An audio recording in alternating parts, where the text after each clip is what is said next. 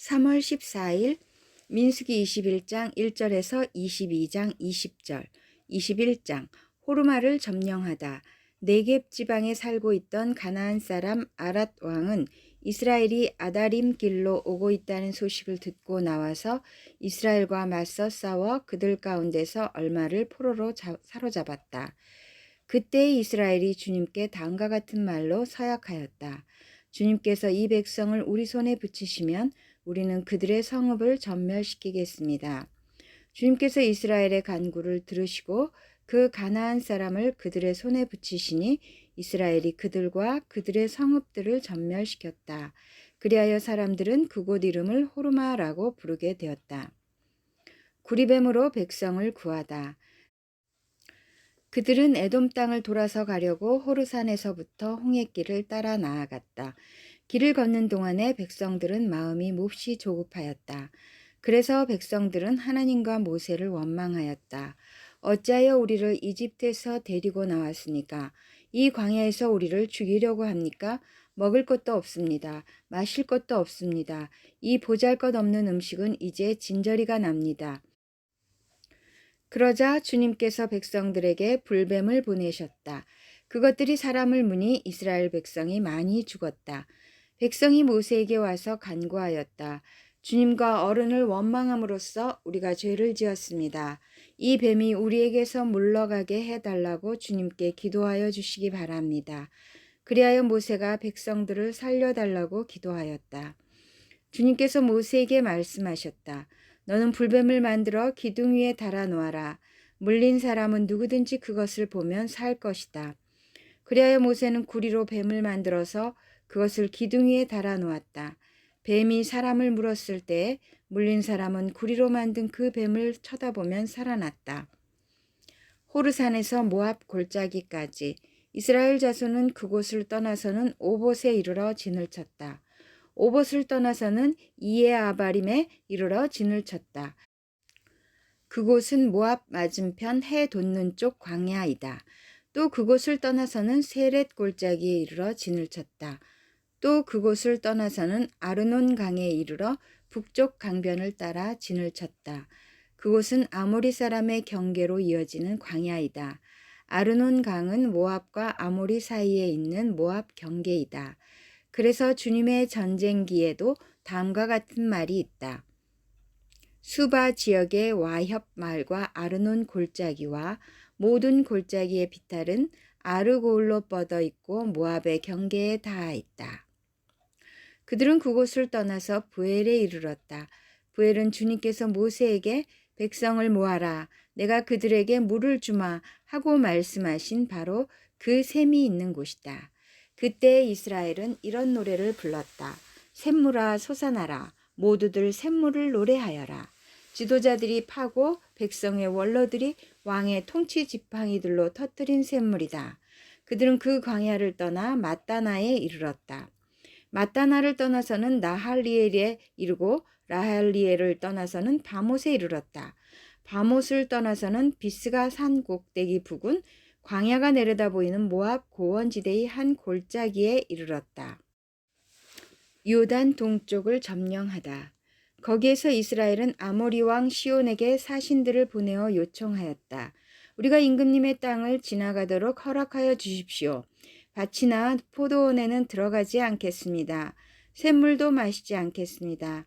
임금님의 영토 경계를 다 지나갈 때까지 우리는 왕의 길만 따라가겠습니다. 그러나 시온은 이스라엘이 자기 영토를 지나가는 것을 허락하지 않았다. 오히려 그는 이스라엘을 맞아 싸우려고 군대를 모두 이끌고 광야로 나왔다. 그는 야하스에 이르러 이스라엘을 맞아 싸웠다. 그러나 이스라엘이 도리어 그를 칼로 쳐 죽이고 아르논에서부터 야복에 이르기까지 그 땅을 차지하였다. 이스라엘이 거의 암몬 자손에게까지 이르렀으나 암몬 자손의 국경은 수비가 막강하였다. 이스라엘은 아모리 사람의 성읍을 모두 점령하고 헤스본과 그 주변 모든 마을을 포함한 아모리의 모든 성읍에 자리를 잡았다. 헤스본은 아모리 사람의 왕 시온의 도성이었다. 시온은 모압의 이전 왕과 싸워 아르논에 이르기까지 그가 가지고 있던 땅을 모두 빼앗았던 왕이다. 그래서 시인들은 이렇게 읊었다. 헤스본으로 오너라. 시온의 도성을 재건하여라. 그것을 굳게 세워라. 헤스본에서 불이 나오고 시온의 마을에서 불꽃이 나와서 모압의 아르를 삼키고 아르논 높은 산당들을 살랐다. 모압아, 너에게 화가 미쳤다. 그모스 신을 믿는 백성아, 너는 망하였다. 아모리 왕 시온에게 꼼짝없이 아들들이 쫓겨가고 딸들이 끌려갔다. 그러나 우리는 그들을 넘어뜨렸다. 헤스본에서 디본에 이르기까지, 메드바에서 가까운 노바에 이르기까지 우리는 그들을 쳐부수었다. 이렇게 이스라엘은 아모리 사람의 땅에 자리를 잡았다. 모세는 야스엘로 사람을 보내어 탐지하게 한 다음 그 주변 촌락들을 점령하고 거기에 있던 아모리 사람들을 내쫓았다. 그 다음에 그들은 방향을 바꾸어서 바산길로 올라갔다. 그러자 바산 왕 옥이 자기의 군대를 모두 거느리고 그들을 맞아 싸우려고 에드레이로 나왔다. 그때 주님께서 모세에게 말씀하셨다. 그를 두려워하지 말아라. 내가 그와 그의 온 군대와 그의 땅을 너희 손에 넘겼으니 전에 헤스본에 사는 아모리 왕 시온을 무찌른 것처럼 그를 무찔러라. 그리하여 그들은 그와 그의 아들들과 그의 온 군대를 생존자 하나도 남기지 않고 다 때려 눕혔다. 그리고 그들은 그 땅을 차지하였다. 22장 모압의 왕이 발람을 불러오다. 이스라엘 자손이 길을 떠나 모압 평지에 진을 쳤다. 그곳은 요단강 건너 곧 여리고 맞은편이다. 십볼의 아들 발락은 이스라엘이 아모리 사람에게 한 모든 일을 보았다. 모압 사람들은 이스라엘 백성의 수가 대단히 많아서 몹시 무서워하였다. 모압 사람들은 이스라엘 자손이 나타난 것 때문에 두려워하였다. 모압 사람들이 미디안 장로들에게 말하였다. 이제 이 큰 무리들이 우리 주변에 있는 모든 것을 먹어치우고 있습니다. 마치 소가 들판의 풀을 뜯어먹듯 합니다. 십볼의 아들 발락은 그 당시 모압의 왕이었다. 그는 부올의 아들 발람을 불러오려고 사신들을 부돌로 보내어 말을 전하게 하였다. 그때 발람은 큰 강가, 자기 백성의 자손들이 사는 땅 부돌에 있었다. 발락이 한 말은 다음과 같다. 한 백성이 이집트에서 나와서 온 땅을 덮고 있습니다. 드디어 바로 나의 맞은편에까지 와서 자리 잡았습니다. 이제 오셔서 나를 보아서 이 백성을 저주하여 주시기 바랍니다. 그들은 너무 강해서 나로서는 도저히 감당할 수 없습니다. 그렇게만 해주신다면 나는 그들을 쳐부수어 이 땅에서 쫓아낼 수 있을 것입니다. 그대가 복을 비는 이는 복을 받고 그대가 저주하는 이는 저주를 받는다는 것을 나는 알고 있습니다. 모압 장로들과 미디안 장로들은 길을 떠났다. 그들은 복채를 가지고 갔다. 발람에게 이르렀을 때 그들은 발락이 자기들에게 한 말을 전하였다. 그러자 발람이 그들에게 말하였다. 오늘 밤은 여기에서 지내십시오. 주님께서 나에게 하시는 그 말씀을 들어본 다음에 알려드리겠습니다. 그리하여 모압 고관들은 발람과 함께 머물렀다. 하나님이 발람에게 오셔서 물으셨다. 너와 함께 있는 이 사람들이 누구냐? 발람이 하나님께 아뢰었다. 십볼의 아들 발락 곧 모압 왕이 저에게 보낸 사신들입니다. 이집트에서 한 백성이 나왔는데 그들이 온 땅을 덮었다고 합니다. 저더러 와서 발락에게 유리하도록 그 백성을 저주하여 달라는 부탁을 하였습니다. 그렇게만 해준다면 발락은 그 백성을 쳐부수어서 그들을 쫓아낼 수 있겠다는 것입니다. 하나님이 발람에게 말씀하셨다. 너는 그 사신들과 함께 가지 말아라. 이집트에서 나온 그 백성은 복을 받은 백성이니 저주하지도 말아라.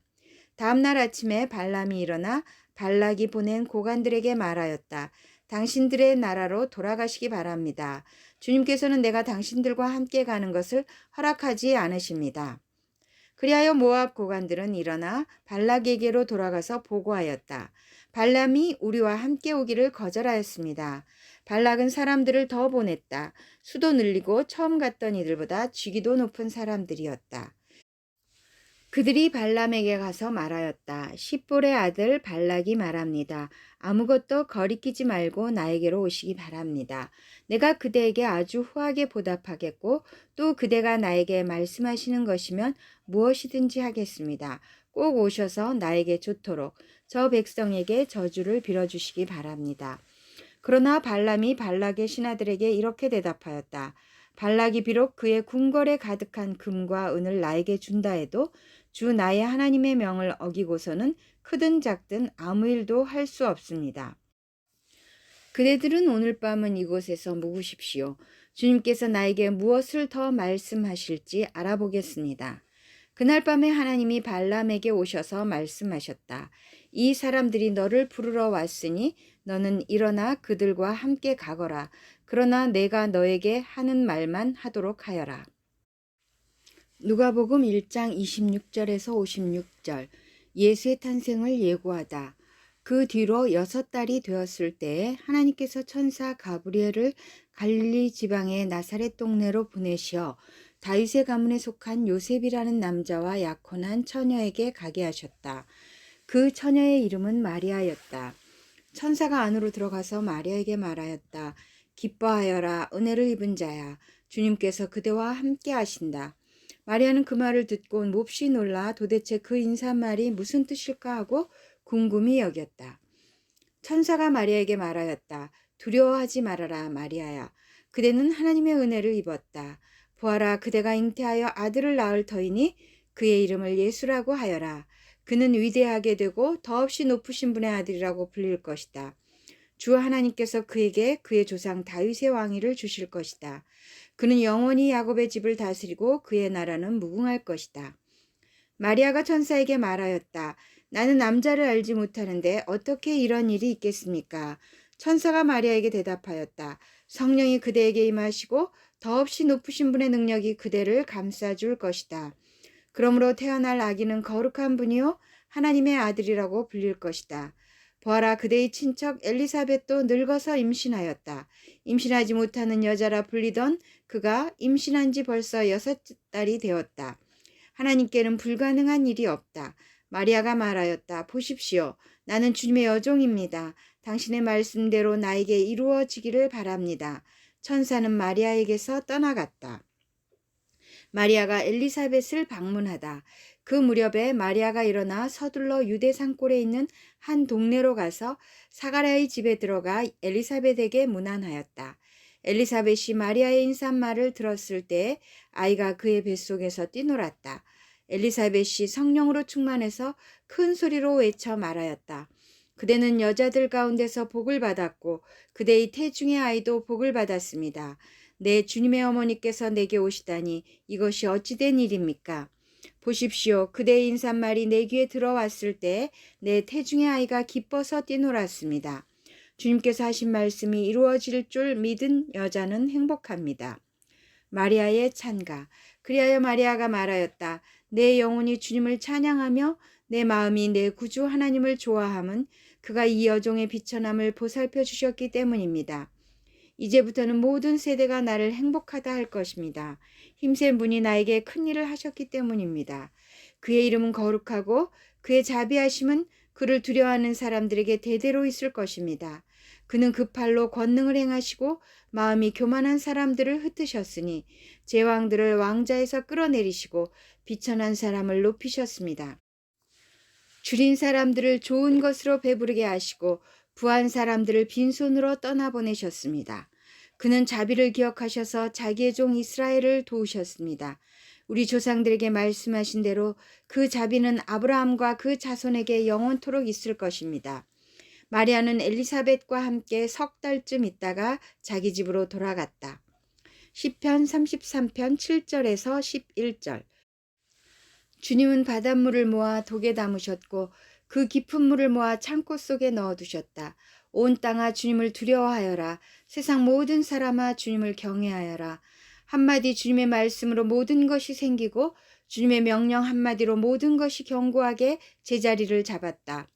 주님은 문나라의 도모를 흩으시고 문민족의 계획을 무효로 돌리신다. 주님의 모략은 영원히 흔들리지 않으며 마음에 품으신 뜻은 대대로 끊어지지 않는다. 잠언 11장 9절에서 11절. 하나님을 경외하지 않는 사람은 입으로 이웃을 망하게 하지만 의인은 지식으로 구원을 얻는다. 의인이 잘되면 마을이 기뻐하고 악인이 망하면 마을이 환호한다. 정직한 사람이 축복하면 마을이 흥하고 악한 사람이 입을 열면 마을이 망한다.